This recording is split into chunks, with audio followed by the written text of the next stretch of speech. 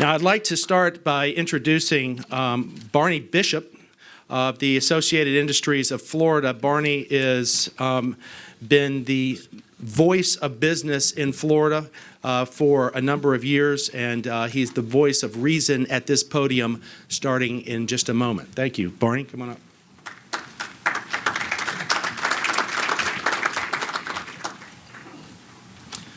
Thank you, Michael, and it's a pleasure to be here. I'm the one person today that knows the least about high-speed rail, so I have no PowerPoint presentation. What I really wanted to do is just share with you a little bit about where we're at in Florida and where I think that we're going. First off, I would have to echo what Congresswoman Kathy Castro was telling you. This is a bipartisan issue, and so I think this is something that both Democrats and Republicans can and should support. But I'd also agree with what Michael just ended up telling you, and that is outside of this room, this isn't half as sexy as we all think it is in this room.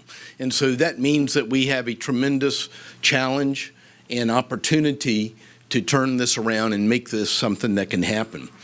Associated Industries of Florida, there's about 45 of them around the country. Similar to Chambers of Commerce, we happen to be the state affiliate for the National Association of Manufacturers since 1951, NAM, headquartered here in Washington, D.C. We're an interesting organization in that in our history since 1920, we've been a secret organization. We don't divulge, nor do we confirm or deny who our members are. And if you go to our website, you can't see who our board of directors are. And that's for one reason. That's because AIF is the kind of organization that draws the line in the sand and tells an organization, if you're going to cross that line, we will fight you to hell and back. And we do that, and that anonymity that we provide our members gives us the opportunity to oppose a governor, oppose a Speaker of the House, a Senate president, or anybody else without our members taking retribution or making it look like it's self-interest for them. So we're an interesting organization, different than most around the country. About a month ago, we were asked by one of our members, of course I can't tell you who that is, that wanted us to get out and to start promoting even more high-speed rail. We had actually we're the first business group in Florida to endorse high-speed rail about a year and a half ago. We endorsed all 3 HSR applications for the state of Florida. And then we kind of just dropped off and got back into doing a bunch of our business. And then one of our members, who's not related to any of the teams, said, you know what, we would like you to get involved in this debate, and so we did. In doing so, we created the Florida High-Speed Rail Coalition. It's a nascent organization. We have a brand new website. It's www, initials FL for Florida, HSR, High-Speed Rail, HSR, and with a C.com. So it's www.flhsrc.com. And we borrowed some things from Andy. And Andy, thank you so much for inviting me here. And we certainly enjoyed having you in Tampa last week. Our mission for this coalition is to promote high-speed rail specifically in Florida with the most accurate data and using the most conservative numbers that are available. Secondly, to answer critics. And the third, to get support to move this process forward. We know Governor Rick Scott very well because I recruited him about 4 years ago to serve on our board of directors. So while I'm here and I know him very well, I certainly do not speak for him, nor do I speak for the administration. But I will share with you what my impressions are and where I think this governor will take this. In our coalition, we've created a steering committee. That steering committee is comprised of every team is allowed to have one member on the steering committee. And we have several of the teams that have already signed on. That steering committee will be responsible for strategic planning, for communications, and also for a political action plan. And we have regular members in the coalition, and for those, it's just for them an opportunity to show support for high-speed rail in Florida. So what's the status of Florida right now? The governor has indicated, you saw the comments that Michael showed you, and certainly that opinion is not going to change. I will tell you this is a governor that based his entire campaign on principles. You probably know that he doesn't owe anyone. He spent $73 million of his own money getting elected. We were the only business group to endorse him in the primary. And so this is a guy that has come to office with his own agenda. Now, Kathy Castor, the Congresswoman, told you he indicated he ran on a plan called 777, 700,000 jobs in 7 years. And so for him to make that a reality, he's going to need this high-speed rail proposal to go forward. So where we're at right now is the governor has indicated that he wants to wait until a ridership survey and an economic study is done. That's being done, I believe, by HNTB right now. It's supposed to be delivered on Valentine's Day or the 15th of February, one of those 2 days, right around there. And the governor's going to take a look at it. I've met with the staff in the governor's office, and I can tell you that I think that once the governor reads that, I think that he will be predisposed to go ahead and let the request for qualifications go forward. And in that regard, FDOT, the Florida Department of Transportation, is just waiting for that signal from the governor to go ahead and release that RFQ. Once that happens, they will probably have about 4 weeks to respond to that, bless you. And then they're going to have, once those answers come back into the RFQ, then what they're going to do is vet them, qualify them, and then depending, I'm not sure whether they're going to rank them or whether they're going to limit what the final teams are. Our hope is that everybody that is qualified will have the opportunity to compete in the bid. As a private sector organization promoting business and capitalism, obviously we're interested in having the most competition possible. And so in that regard, we believe that the RFP will come out sometime in the spring.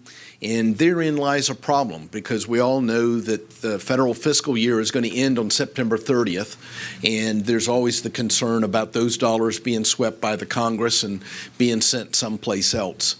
I would tell you that FDOT believes that they can take the necessary actions in order to obligate those dollars so that those dollars wouldn't get swept and so those dollars could stay for Florida. So let's talk a little bit about what some of the major arguments are that are going on in Florida so you get a flavor of what's happening right now and so you understand. Just like our new United States Senator Marco Rubio, Governor Rick Scott is liked by the Tea Party, but he has never announced, nor did Marco Rubio ever announce, that they are a Tea Party candidate. So it's really a one-way street. They like the fact that they have Tea Party support, and while they support those principles, they don't necessarily self-identify themselves as a Tea Party candidate. Having said that, the Tea Party folks in Florida have obviously indicated that these are stimulus funds, and they're opposed to Florida taking stimulus funds. And I would have to be honest with you. AIF's position is we're not in favor of taking stimulus funds either. But you know what? In politics, there's always exceptions to every rule. And so the first exception is that I represent Associated Industries of Florida. I don't represent Associated Industries of California or New York. And so I'm interested in seeing those dollars being spent in Florida. And not 100% of the dollars that Florida is getting are, in fact, stimulus dollars, although a preponderance of them are. Some of them are federal grant dollars. So in that regard, we believe that this governor is going to look more importantly at how many jobs gets created, and then he is the fact that these are stimulus dollars and they shouldn't be spent. President Obama is a typical Democrat. I'm a Democrat running a Republican business organization, so I can say this as any typical Democrat. In his mind, the dollars are already spent. So it's not like these dollars are going to go back and reduce the deficit, which is what the Tea Party folks would want.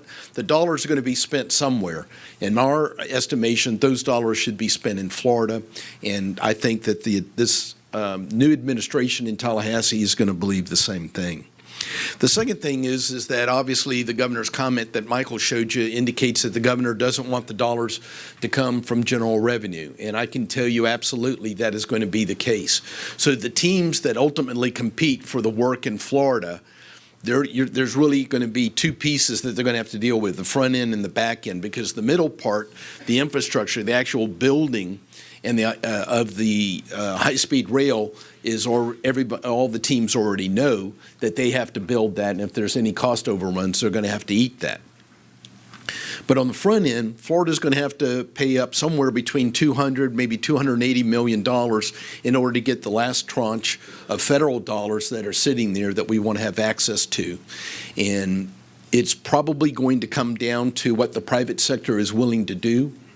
On the back end, it also is that FDOT is going to put out a 30-year operational contract, and as a result, they're going to be looking to see what the private sector is willing to do there. And our message to the governor is this: don't cut off the process early on, because we believe that there's a potential that some teams, one team, many teams, may come forward and may offer to take care of the dollars on the front end and may be willing to take care of the operational cost on the back end. We don't know that for a fact. We've had some discussions with some of the teams, and for some of them, it's not that big of an issue. But you never know what it's going to be like until you get those RFPs back. So for our purposes, we just want the governor to be open-minded, let this process go forward, see what the private sector is willing to do, and then make his decision on how he wants to proceed from there.